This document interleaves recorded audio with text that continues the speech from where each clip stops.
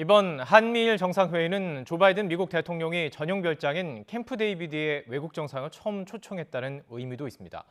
역사적인 외교 현장에서 세 나라 정상은 바쁜 일정을 소화할 텐데 대중국 투자 규제와 오염수 같은 예민한 현안은 논의하지 않는 것으로 파악됐습니다. 박기환 기자가 보도합니다. 한미일 정상이 국제회의가 아닌 장소에서 처음으로 한자리에 모이는 캠프 데이비드 정상회의.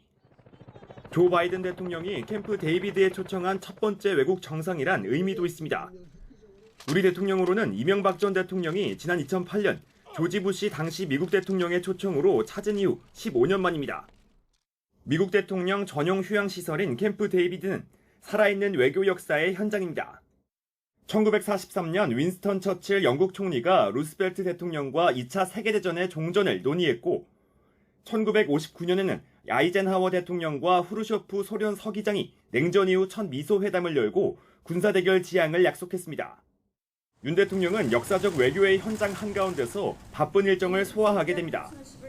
윤 대통령은 조 바이든 대통령의 영접을 받은 뒤 가장 먼저 한미 정상회담을 합니다.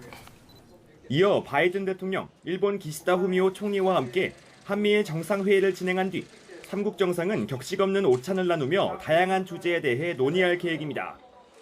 오후엔 한일 정상회담이 열리고 이어 한미일 정상의 공동 기자회견을 끝으로 모든 일정은 마무리됩니다.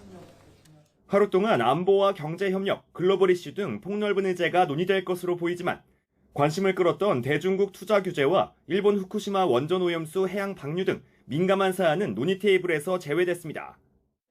다만 첨단 기술 유출 문제와 국제규범 체계 정립 등 경제 현안은 논의될 가능성이 남아 있습니다.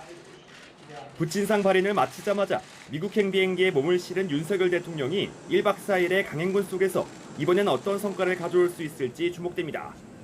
YTN 박견입니다.